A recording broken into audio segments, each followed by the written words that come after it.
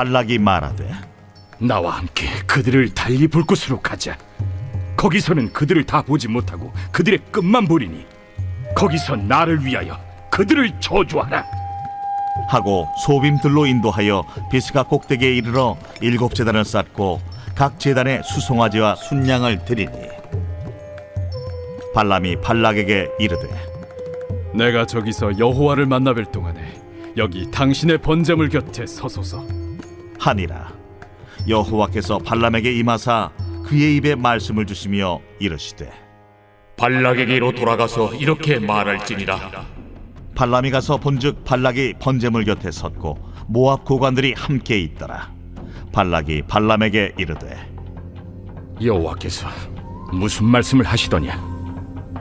발람이 예언하여 이르기를 발락이여 일어나 들을지어다. 십볼의 아들이여 내게 자세히 들으라. 하나님은 사람이 아니시니 거짓말을 하지 않으시고 인생이 아니시니 후회가 없으시도다. 어찌 그 말씀하신 바를 행하지 않으시며 하신 말씀을 실행하지 않으시랴. 내가 축복할 것을 받았으니 그가 주신 복을 내가 돌이키지 않으리라. 야곱의 허물을 보지 아니하시며 이스라엘의 반역을 보지 아니하시는도다. 여호와 그들의 하나님이 그들과 함께 계시니 왕을 부르는 소리가 그 중에 있도다.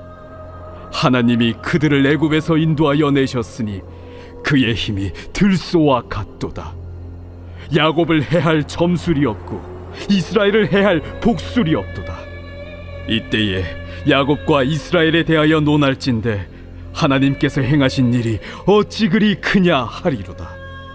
이 백성이 암사자같이 일어나고 수사자같이 일어나서 움킨 것을 먹으며 죽인 피를 마시기 전에는 눕지 아니하리로다. 하매 발락이 발람에게 이르되 그들을 저주하지도 말고 축복하지도 말라. 발람이 발락에게 대답하여 이르되 내가 당신에게 말하여 이르기를 여호와께서 말씀하신 것은 내가 그대로 하지 않을 수 없다고 하지 아니하도이까. 오늘 하루도 주님께서 내 안에 계심으로 내가 하나님의 일을 하게 됨을 믿으며 나아가시기를 축복합니다. 내가 아버지 안에 거하고 아버지는 내 안에 계신 것을 내가 믿지 아니하느냐? 내가 너희에게 이르는 말은 스스로 하는 것이 아니라 아버지께서 내 안에 계셔서 그의 일을 하시는 것이라. 어제에 이어서 이 발람과 발락의 이야기를 우리 보고 있습니다. 이 모압 왕 발락은 이스라엘 백성들이 이 모압 땅에서 진친 것을 보고 두려워서 멀리 떨어진 곳에서 용암 무당인 이 발람을 불러와서 이스라엘 백성들을 저주하려고 했습니다. 그런데 이스라엘 백성들은 이 모압 사람들과 싸우려고 하지 않았습니다. 신명기 2장 9절을 보시면 여호와께서 내게 이르시되 모압을 괴롭히지 말라, 그와 싸우지도 말라. 그 땅을 내가 내게 기업으로 주지 아니하리니 이는 내가 롯 자손에게 이르를 기업으로 주었음이라. 즉 모압 자손들은 이 모압 자손들의 이 땅은 롯의 자손들에게 하나님께서 주신 땅이니 이스라엘 너는 모압과 싸우지 말라고 이 하나님께서 말씀하신 것입니다. 그렇게 이스라엘은 이 모압과 싸울 생각도 없는데 발락은 이 질에 겁을 먹어서 이 발람을 불러오게 된 것입니다. 이게 제가 어릴 때 용문동에서 살았었는데 그 동네에 그 개가 한 마리 있었습니다. 이 같이 노는 친구들끼리 그 개 이름도 지어줬는데 아직도 생각나는데 이 마부라고 이렇게 이름을 지어줬는데 그런데 그 개가 굉장히 싸납고 공격적입니다.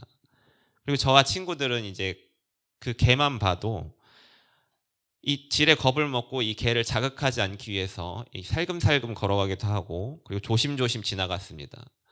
그 이유가 이 개는 목줄을 하지 않아서 마치 들개처럼 이리 가기도 하고 또 저리 가기도 하고 가고 싶은 곳을 마음대로 돌아다니고 그리고 실제적으로 친구들이나 저를 이빨로 이렇게 무는 사건까지도 있었습니다. 근데 만약 이 개가 이 목줄이 매여 있고 주인집이 있어서 이 집 밖을 나올 수 없다라고 했을 때 이 개는 그때는 이제 저에게 위협이 되지 않습니다. 제가 이렇게 지나다닐 때 나를 향해서 이렇게 짖기는 하겠지만 나를 실제적으로 공격하고 또 물 수는 없기 때문입니다. 저도 그냥 지나다니면서 그냥 저 집에 개가 있구나, 그렇게 하면서 아무렇지도 않게 이렇게 지나다닐 수가 있습니다.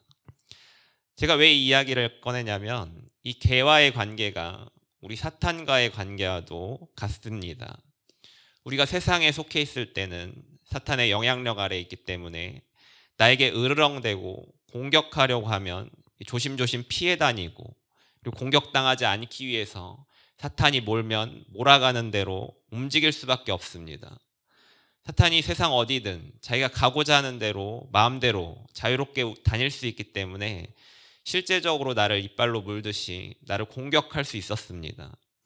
그런데 하나님께서 나를 위해 이 주님을 보내주셔서 이 주님을 믿기만 하면 이제 우리가 세상에 속한 것이 아닌 하나님 나라에 속하게 됩니다. 이 사탄은 이 하나님 나라에서는 이 목줄에 매여 있는 존재와 같이 나에게 으르렁거리고 또 짖을 수는 있지만 직접적으로 나에게 위해를 가할 수가 없습니다. 왜냐하면 이 사탄은 세상이라는 한정적 공간에서 주님 오시기 전까지 한정적 시간을 허락받은 이 공중권세 잡은 자이기 때문입니다. 자기에게 속하지 않은 자에 대해서 더 이상 어떻게 할 수가 없습니다. 이 마태복음 16장 18절은 이야기합니다. 또 내가 네게 이르노니 너는 베드로라. 내가 이 반석 위에 내 교회를 세우리니 음부의 권세가 이기지 못하리라. 여기서 주님은 교회를 내 교회라고 지칭하시면서 자기에게 교회가 속했음을 분명하게 말씀해 주셨습니다. 음부의 권세가 이기지 못한다고 선포하셨습니다. 그런데 내가 세상에서 사탄에게 이리저리 몰려다녔던 기억이 마치 이 파블로프의 개처럼 종이 울리면 먹이를 줄 줄 알고 침을 흘리는 것 같이 아직도 으르렁대는 소리, 짖는 소리, 이런 소리가 들리면 몸이 반응해서 움직입니다. 하지만 이제는 더 이상 그렇게 하지 않아도 됩니다. 더 이상 나는 세상에 속하지 않았고 주님의 교회 안에서 안전하게 자리하고 있기 때문입니다. 이 본문 13절을 보시면 발락이 말하되 나와 함께 그들을 달리 볼 곳으로 가자. 거기서는 그들을 다 보지 못하고 그들의 끝만 보리니 라고 이야기합니다. 이는 자기가 어렵게 이 발람을 모셔오고 또 복채도 주고 소와 양을 잡아서 대접도 하고 이 제단의 제물도 수송아지 7, 또 수장 7 이렇게 준비해서 저주를 하라고 했는데 발람은 이와는 반대로 오히려 이스라엘 백성들에게 이 축복의 말만을 했기 때문입니다. 그래서 발락이 생각할 때 이스라엘 백성이 너무 많이 보여서 솔직하게 이야기를 못하나 보다. 이 마치 주차하다가 이제 시비가 붙었는데 상대방의 키도 크고 얼굴도 험상궂게 생기고 또 팔뚝에 문신도 있고 그럴 때 내가 막 뭐라고 말하기가 좀 어렵듯이 지금 이스라엘 백성들의 숫자가 너무 많이 보이니까 그들이 다 보이는 곳이 아니라 그들의 부분, 그들의 끝만 보이는 곳으로 이렇게 가서 좀 더 네가 편하게 이스라엘 백성들을 저주하라고 이렇게 말하는 것입니다. 그럼에도 발람은 이스라엘 백성들을 저주하지 않았습니다. 오히려 축복을 하는데 엄청난 축복을 합니다. 허물을 보지 않으시고 반역을 보지 않으신다고 말합니다. 게다가 야곱과 이스라엘을 해야 할 복술이 없다고 말합니다. 하지만 이스라엘이 이만한 축복을 받을 만한 민족이 아닙니다. 어제도 이야기했지만 계속해서 불평, 불만, 그리고 여호와께 돌아가자가 아니라 애굽으로 돌아가자, 이 반역을 일삼으며 하나님이 세우신 이 권위에 도전했습니다. 그럼에도 불구하고 하나님께서 이 이스라엘 백성들에 대한 이 축복을 거두지 않으십니다. 이 자격으로 따져보면 이 이방 민족들이 이방 신을 섬기는 이 신실함과 비교해도 나을 것이 전혀 없습니다. 그럼에도 하나님은 이 자기의 백성을 포기하지 않으시고 하나님의 은혜로 이 온전한 사랑을 보여주시는 것입니다. 이 나의 삶이 주님을 모르고 이 세상 가운데 있었을 때 내가 바라보는 나는 너무나도 보잘것이 없었습니다. 그렇지만 하나님께서 우리를 사랑하심으로 주님을 나의 마음속으로 보내주셨고, 그러므로 하나님께서 우리를 보는 시선은 자녀를 바라보는 시선으로 바뀌게 되었습니다. 나는 하나님의 사랑을 받을 만한 이 자격이 없지만 내 안에 이 보배가 담김으로 하나님은 내 마음속에 있는 주님만을 바라보시고 나를 귀하다 하시고 나에게 무한한 축복과 하나님의 사랑을 보여주십니다. 그럼 이와 같은 이 하나님의 시선을 경험한 내가 바뀌어야 할 부분이 있는데 바로 내가 이 세상을 바라보는 시선이 바뀌어야 합니다. 이전에 세상 속에 있었을 때 나를 공격하는 이 들깨 같은 사탄의 위협 속에 이 두려움에 떨고 사탄이 몰아가는 대로 이리저리 끌려다녔지만 이제는 하나님께 속함으로 더 이상 사탄이 나를 끌고 다닐 수가 없게 되었습니다. 그러므로 내 안에 있던 이 두려움이 사라지고 담대함으로 이 세상과 마주할 수 있게 되었고 이전과 달라진 나의 상황으로 인해서 내가 세상을 다르게 바라볼 수가 있게 되었습니다. 그렇게 달라진 시선으로 이 주님의 시선으로 이 세상을 바라볼 때 이전에 나와 같은 처지에 놓였던 사람이 이 눈에 들어와야 합니다. 사탄에게 붙잡혀서 이리저리 끌려다녔던 모습을 볼 때 그런 모습을 볼 때 안타까워하고 또 불쌍하게 여기는 마음이 바로 우리 안에 그리고 내 안에 있어야 합니다. 이 전도는 바로 이 마음으로부터 시작됩니다.